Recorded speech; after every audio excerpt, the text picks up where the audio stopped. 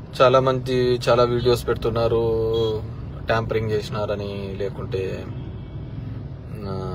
వివిధ ఇవి జరిగినాయని చెప్పేసి, ఎక్కడో ఓట్ల శాతము, పోలింగ్ శాతం పెరిగిందని, ఇలా మల్టిపుల్ రీజన్స్ అందరూ కూడా చెప్తున్నారు.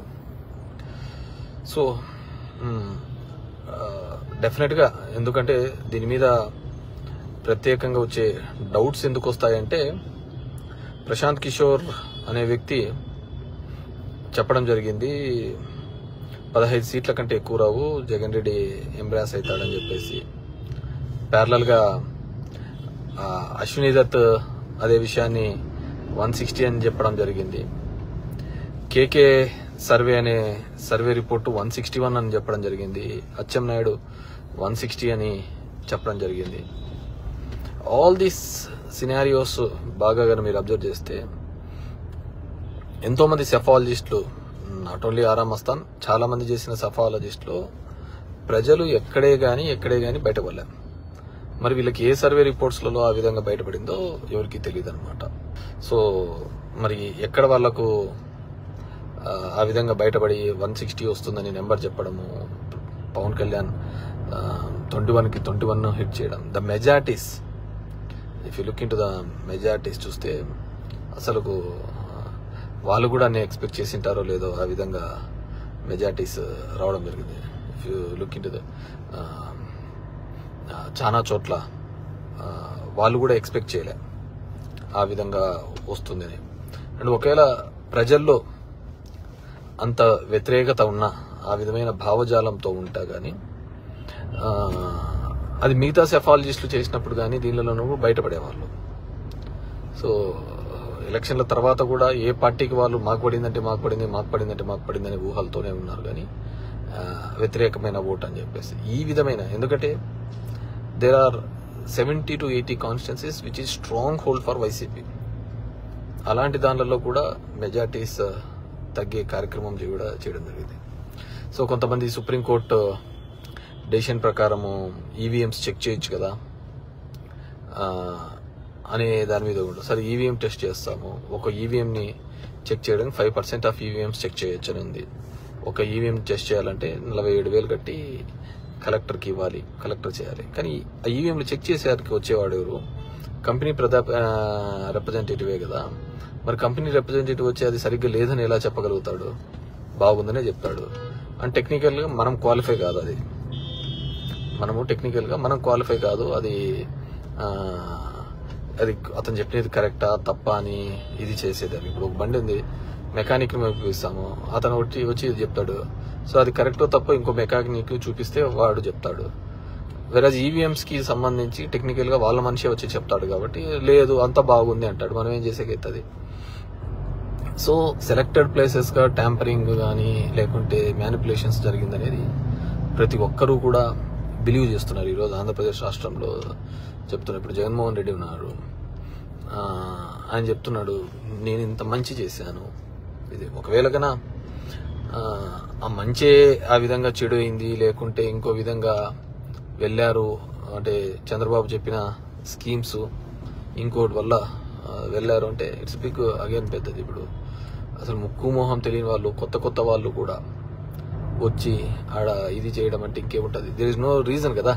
క్యాండిడేట్ సెలెక్షన్ అనేది ఉండడం, క్యాండిడేట్ల కోసం మంచి క్యాండిడేట్లు చెడు క్యాండిడేట్లు అని చూడడం కూడా అనవసరం కదా. ఎవడైనా గెలిచిపోతారు అనుకుంటే దానికి ఏముంటుంది చెప్పండి. ఇప్పుడు చాలా మంది అంటారు ధర్మవరంలో ఇదే, డెఫినెట్ గా చాలా మంది నాకు సపోర్ట్ గా కూడా నాకు కూడా చాలా అనుమానాలు, డౌట్స్ కూడా ఉన్నాయి. ఎందుకు చెప్తున్నానంటే నిరంతరము నేను పబ్లిక్ లో నేను ఉంటాను, మా వైఫ్ తిరుగుతూ ఉంటుంది, నేను ఎక్కడైనా ఎవరికే కష్టం వచ్చినా ఆమె సహాయం చేస్తూ ఉంటుంది, వెళ్తూ ఉంటుంది. ఒక్కో ఇంట్లో 10-15 నిమిషాలు కూర్చొని మాట్లాడుతూ ఉంటుంది. మా బ్రదర్ వెళ్తూ ఉంటాడు.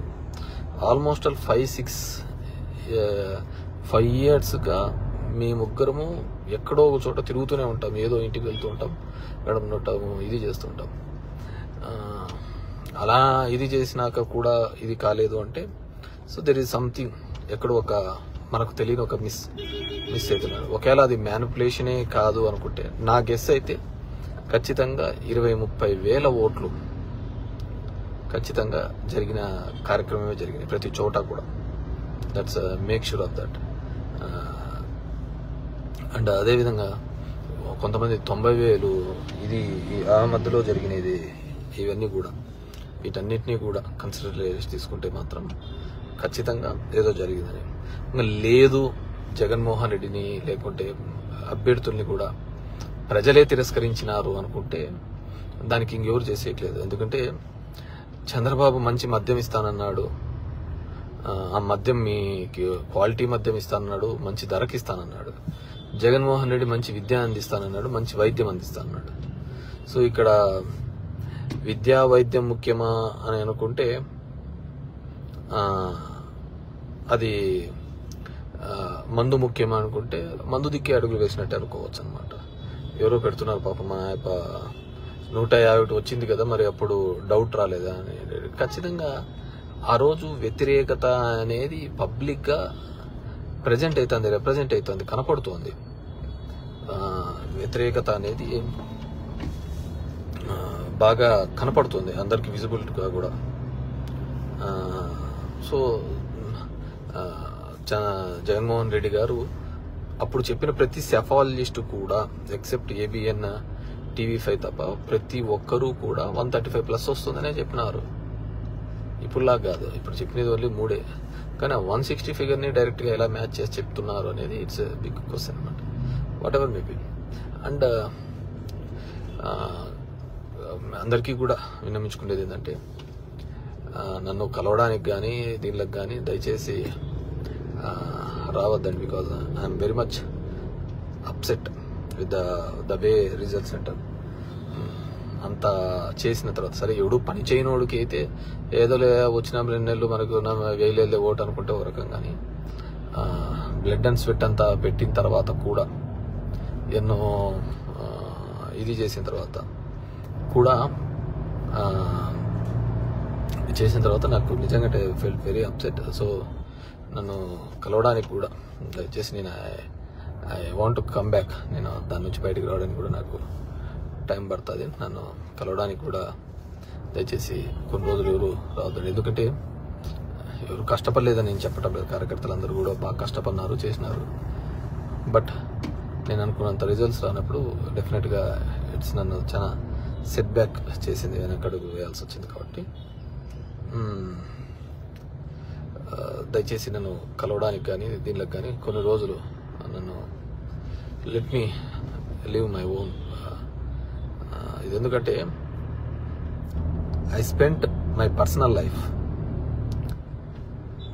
నా వ్యక్తిగత జీవితం అంతా చేశాను. మా వైఫ్, నా ఫ్యామిలీ లైఫ్తో కూడా నేను స్పెండ్ చేయడం జరిగింది. ఇంతకుముందు నేను చెప్పిన విధంగానే ఇప్పుడు రాత్రి 2 గంటలకు వస్తానే పొద్దున్నే 7 గంటలకు పోయేవాళ్ళు అనుకోండి. ఏదో కదొక చేయాలా అనే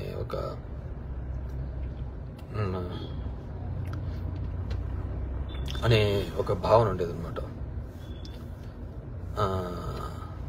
సో అలా చేశాను కాబట్టి రియల్లీ అప్సెట్. అంటే నేను కాదు, మా కుటుంబం అంతా చేసింది. పాపం I feel very sad about my wife. ఆమె ఎప్పుడూ అయితే తిరిగి పెడతా ఉండేది. మా తమ్ముడు అలాగే డోర్ టు డోర్ వెళ్ళేవాడు. అసలు ఎక్కడైనా ఎవరికైనా ఇబ్బంది ఉందంటే ఎంతో ఫీల్ అయిపోయి డబ్బులు ఇచ్చేది.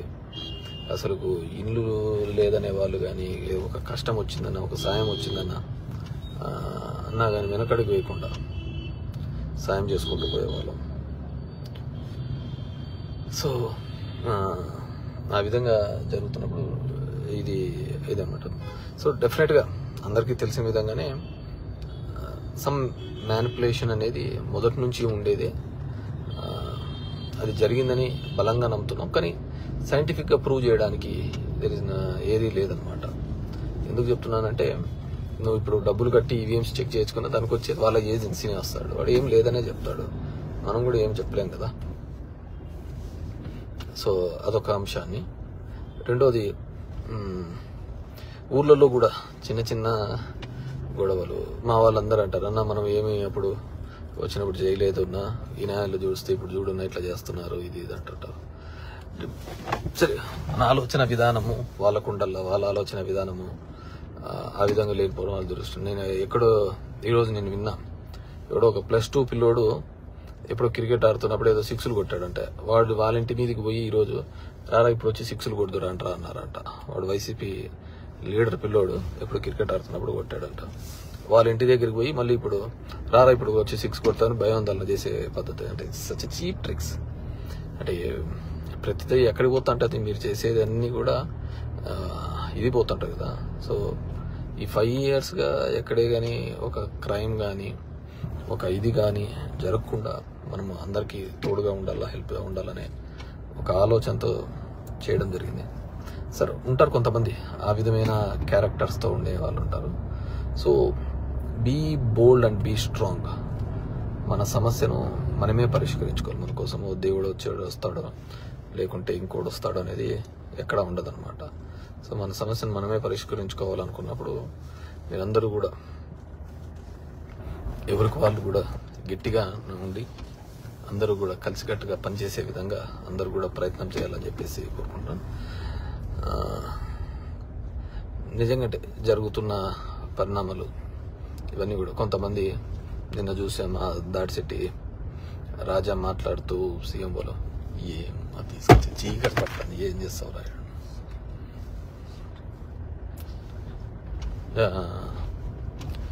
మాట్లాడుతూ చెప్పాడు. డెఫినెట్గా దెర్ ఇస్ ఎ గ్యాప్. ఖచ్చితంగా ముఖ్యమంత్రి కార్యాలయానికి దీనికైతే ఒక గ్యాప్ వచ్చింది.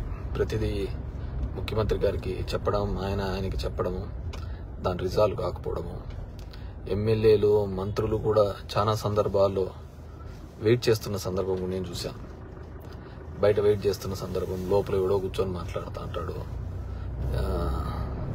చెప్పుకోలేడు, ఆడ గొడవలేడు, గట్టిగా ఇది చేసుకుంటా. ఏమంటే ముఖ్యమంత్రి గారికి ఆయనకి చెప్పినాడు, ఆయన చేయండి పని అని చెప్తుంటాడు. నవ్ దే ఆర్ ఆల్ ఇది అనమాట. కానీ నష్టపోయినది మాత్రం ఎవరున్నారంటే నాయకత్వం. ఖచ్చితంగా ఐ స్ట్రాంగ్లీ బిలీవ్ వాళ్ళైతే ఒక గ్యాప్ని అయితే సీఎంఓ ఆఫీస్ అయితే ఖచ్చితంగా ఒక గ్యాప్ని అయితే క్రియేట్ చేసినారు. అది ప్రజాప్రతినిధులకును సీఎం గారికి ఒక గ్యాప్ని అయితే క్రియేట్ చేయగలిగినారు. డైరెక్ట్గా వీళ్ళు కూడా సమస్యను చెప్పుకోలేని పరిస్థితులలో వీళ్ళు కూడా ఉన్నారు. ఆ సమస్య రిజాల్వ్ అవుతుంది. ఇప్పుడు నేనున్నాను మా ధర్మవరంలో ల్యాండ్ ఎక్విజిషన్ కోసం, ఫ్లైఓవర్ ల్యాండ్ ఎక్విజిషన్ కోసం ఒక 100 సార్లు తిరిగి ఉంటాను. జస్ట్ ఆ డబ్బులు అయిపోతుంది అని చెప్పేసి. ఒక బీటీ రోడ్డు కోసము, గుంతలు పడిన రోడ్డు కోసం అయితే ఒక 40 సార్లు ఫైనాన్స్ సెక్రటరీ దగ్గరికి, రావత్తు వాళ్ళ దగ్గరికి అయితే ఇట్ రియల్లీ లైక్ ఆ ఫైల్ నెంబర్లు వాళ్ళకి పెట్టడము, వాళ్ళు పర్సూ చేయడం. నా ఇంటికి వచ్చేదే జనాలకు సంబంధించినది ఫ్లైఓవర్స్ గవర్నమెంట్ ఆఫ్ ఇండియా నుంచి శాంక్షన్ తెచ్చినాక ల్యాండ్ ఎక్విజిషన్కి వెళ్ళినా కానీ ఎంటబడి పెడతా అంటే ఏదో వాళ్ళకు ఇది పడుతున్నట్టు పోతా ఉంటుంది. హోప్ సో ఇప్పుడు డెఫినెట్గా అయితే వాళ్ళు ఒక ముఖ్యమంత్రికిను ఎమ్మెల్యేలకు ఒక గ్యాప్ని అయితే క్రియేట్ చేస్తుంది. దానివల్ల ఓడిపోయినాము గెలిచినామని చెప్పడం లేదు, కానీ రిలేషన్ అయితే చెడగొట్టగలిగినారు వాళ్ళైతే సీఎంఓలు. వాళ్ళకి ఏముంటుంది చెప్పు పొలిటికల్గా దీనికి సంబంధించి. సో నేను నిన్న రాజా చెప్పిన దాన్ని ఖచ్చితంగా ఏకీభవిస్తా. సో నేను అంత కఠినంగాను ఇది చెప్పలేను, కానీ చాలా సందర్భాల్లోనూ కూడా నేను మాట్లాడినాను. నేను అందుకే దాని దగ్గర పోవడం కూడా తగ్గించినాను. నేను చెప్తున్నాను, ఒక ఫ్లైఓవర్ది గవర్నమెంట్ ఆఫ్ ఇండియా నుంచి శాంక్షన్ అయిన 1 year, it took 1 year for them to give land acquisition amount. అంతా కలిసిన 15 కోట్లు 20 కోట్లు ఉండదు. దాన్ని ఇవ్వడానికి కూడా అంత టైం తీసుకొని చేసే కార్యక్రమం చేయడం జరిగింది అనమాట. సో అలా చాలా సందర్భాల్లోనూ కూడా చాలా ఈరోజు వాటిని అనుకొని కూడా ఇది ఇబ్బంది ఏం లేదు, కానీ అండ్ మేనిఫెస్టో దానికి సంబంధించి కూడా చాలా ఎక్స్పెక్టేషన్స్ పెట్టుకున్నారు మన వాళ్ళు. ఆ మేనిఫెస్టోను రీచ్ కూడా దాని చెప్తాడు, రుణమాఫీ చెప్తాడు, ఇంకోటి చెప్తాడు. సేమ్ ప్లెయిన్గా నేను ఏదైతే చెప్పగలుగుతానో చేయగలుగుతానో అది మాత్రం చెప్తాను. అంటే హానెస్టీ ఇక్కడ నిజాయితీగా చేద్దాము అనేది. సో మామూలుగా అయితే 3,500 పెన్షన్ పెంచుతూ పోతానని అంటే ఒక మాట అయిపోయేది. కానీ 2028లో పెంచుతాను, 2029లో పెంచుతాను అని అదేదో డేట్స్ కూడా పెట్టి చెప్పడం జరిగింది. అవతల చూస్తే చంద్రబాబు 4,000 ఇస్తాను, 50 ఏళ్ళకే 4,000 ఇస్తాను, ఈ నెల నుంచి ఇచ్చేస్తాను అని చెప్పాలి కల్లా, సరే నువ్వు ఏ సంక్షేమం అయితే నువ్వు ఇద్దామనుకున్నావో అదే సంక్షేమం ఇప్పటి నుంచే ఇస్తామంటున్నారు కదా అని ఒక వీక్నెస్ కూడా ఉంటుంది కదా, ఒక బలహీనత. ఆ బలహీనత మీద కూడా ఇదే గన నిజమే ఉంటే గన వాట్స్ ఎవర్. సో మా ధర్మవరం నియోజకవర్గ కార్యకర్తలకు, లీడర్స్కి కూడా బీ స్ట్రాంగ్ అన్న బోల్డ్. నాకు కొంతమంది ఫోన్ చేసి నా టపాకులు కాలుస్తున్నా, మోటార్ సైకిళ్ళతో తిరుగుతున్నాను. డెఫినెట్గా నువ్వు చేయలేదు అంటే నీకు ఆ క్యారెక్టర్ ఉంది, వాళ్ళకు క్యారెక్టర్ లేదు. మరి ఏం చేసేటట్టు వాళ్ళలో పథకాలన్నీ తీసుకున్న వాళ్ళే ఉన్నారు అంటే ఉండొచ్చు, దానికి ఏముంటుంది చెప్పు. నేను ఒక కేసులో చూసిన నిన్న, ఒక ఊర్లో వాడు చొక్కా ఇప్పి తిరిగినాడు, ఒక దాని మీద వాళ్ళ లీడర్ ఇంటి ముందరని ఒక వీడియో తీసి పెట్టినాడు. ఎవడైతే కంటే అతనికి ఏదో పాపం ఇబ్బందుల్లో ఉంటే 65,000 రూపాయలు సవేర్లో హాస్పిటల్లో కట్టి అతనికి ట్రీట్మెంట్ చేసినాడంట. వాళ్ళ ఇంటి ముందరికి వచ్చి ఎగలాడుతున్నాడు. సో దీంట్లో నిజాయితీ ఉంటుంది, నీతి ఉంటుంది అనేది అందరికీ ఉంటుంది అనేది తప్పు. కొంతమందికి ఉండొచ్చు, కొంతమందికి ఉండకపోవచ్చు. నీ విధంగా ఆలోచించేవాడు ఇంకోటి ఉండొచ్చు కదా. Everyone has their own working style. So ఏదేమైనప్పటికీ కూడా మా క్యాడర్ని, మా లీడర్షిప్ని అందరినీ కోరుకునేది, టఫ్ సిచ్యువేషన్లో we have to be bold, స్ట్రాంగ్గా ఉండి దాన్ని ఎదుర్కోవడానికి, డెమోక్రటిక్ వేలో ఎదుర్కోవడానికి ఉండాలి తప్ప ఎవరో వస్తారు, ఎవరో చేస్తారు అనేది. ఎందుకంటే this 5 years is toughest time and challenging time to prove our self. Tough time and challenging time to prove our self. ఎవరు దీంట్లో ఇది కాదు. 23 సీట్స్లో ఉన్నప్పుడు అతను బౌన్స్ బ్యాక్ అయినాడు. 2 సీట్ల నుంచి 151 సీట్లకు మనం బౌన్స్ బ్యాక్ అయినాం. సో పొలిటికల్ సిస్టంలో ఏదైనా కానీ జరుగుతుండొచ్చు. But I need break for some time. That means దీని నుంచి, ఈ అన్ఎక్స్పెక్టెడ్ దాని నుంచి కూడా, ఎందుకంటే ఎంత కష్టపడినామో మాకు తెలుసు, ఒక ఫ్యామిలీగా తెలుసు, మా నాయకులకు తెలుసు వాళ్ళు ఎలా కష్టపడినారు, ఏం చేశారు అని చెప్పేసి. సో దయచేసి నన్ను మీట్ కావడానికి రావద్దండి అని చెప్పేసి కోరుకుంటున్నాను. బికాజ్ నాకు I don't want that sympathies. నన్ను చూసి జాలి పడ్డం కానీ, బాధపడ్డం కానీ నాకు నచ్చదు. సో నాకు నచ్చదు. మీరు బాధపడి, మిమ్మల్ని చూసి నేను బాధపడి, I want to come out of that. దాని నుంచి నేను ఎంత త్వరగా బయటకు వస్తే నేను అంత త్వరగా మళ్ళీ రెగ్యులర్ వర్కింగ్ స్టైల్లోకి వెళ్ళడానికి వీలుంటుంది. అది రాకూడదంటే నాకు సానుభూతులు వద్దంటే నన్ను దయచేసి కొన్నాళ్ళు ఒంటరిగా వదిలేస్తే I will come out of that. అందుకే కొన్ని రోజులు ప్లీజ్, మీకు ఏ సమస్య ఏదున్నా కానీ నేను ఎలవేళ్ళ అందుబాటులోనే అంటాను. Just let me know. ఎందుకంటే నాకు వేరే విద్య తెలీదు, నాకు రాజకీయం తప్ప వేరే విద్య తెలీదు, నాకు సర్వీస్ తప్ప వేరేదేమీ తెలియదు అనమాట. సో దానికి ఎందుకంటే ఈ ఎలక్షన్ జరిగిన ప్రాసెస్ కూడా మీకు తెలుసు. ఎలక్షన్ కమిషన్ ఎంత హై హ్యాండ్గా ఏ విధంగా ముందుకు బుల్డోజ్ చేసుకుంటూ పోయిందో, హౌ ద ఆఫీసర్స్ అందరూ ఏ విధంగా ప్రవర్తించారు ఏందని చెప్పేసి. సో చూద్దాం, ఈ 5 years మనం ఫేస్ చేసుకోవాలి. ఎవరికి వాళ్ళు మీకుగా మీరు ఒక సమస్యను రిజాల్వ్ చేసుకునేంత కెపాసిటీకి రావాలి. ఇప్పుడు నేనున్నాను, నా 16 years నేను రాజకీయాల్లోకి వచ్చినప్పుడు ఐఎమ్ అలోన్ ఇన్ ధర్మవరం. ఈరోజు ఆ ధర్మవరంలో ఇంతటి నెట్వర్క్ని, ఇంత వ్యవస్థను తయారు చేసుకోగలిగినాను. సో ఆ విధంగా కూడా ప్రతి ఒక్కరు కూడా ఒక కష్టం ఉన్నప్పుడు మనం బయటపడే పద్ధతిని చూసుకోవాలని చెప్పేసి కోరుకుంటున్నాను.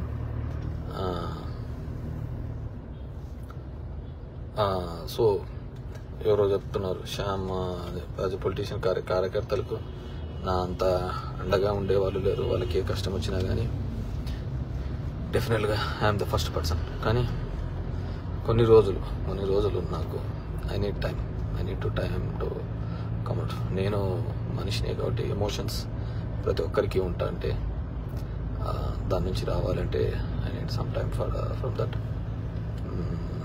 And that's it. సో ఈ ట్యాంపరింగ్ దీనిలకు ఇది ఇదని 5% అని అందరికీ ఉంటుంది ఆలోచన, ఇట్లా చేద్దాం అని. కానీ దాన్ని రిపేర్ చేసేవాడు కూడా వాని మనిషే కదా. ఎవడైతే తప్పు చేశాడో వాని మనిషి ఇది రిపేర్ చేసేది. సో వాడు ఈజీగా రిపేర్ చేయగలుగుతాడు సర్టిఫికేట్. సో ఇదైతే ఖచ్చితంగా జరిగింది, దాంట్లో ఎటువంటి సందేహం లేదు. ఎందుకంటే చాలా మంది నాకు తెలిసిన క్లోజ్ అసోసియేట్స్ అవతల అత్యంత బలహీనంగా ఉండి అత్యంత ఇది లేని వాళ్ళు కూడా గ్రామాలలో వచ్చిన మెజార్టీస్ తప్ప ఇదంతా కూడా నేను చూస్తున్నాను. సో కమ్అట్ ఆఫ్ దట్ అందరూ కూడా బయటికి రావాలని చెప్పేసి కోరుకుంటున్నాను.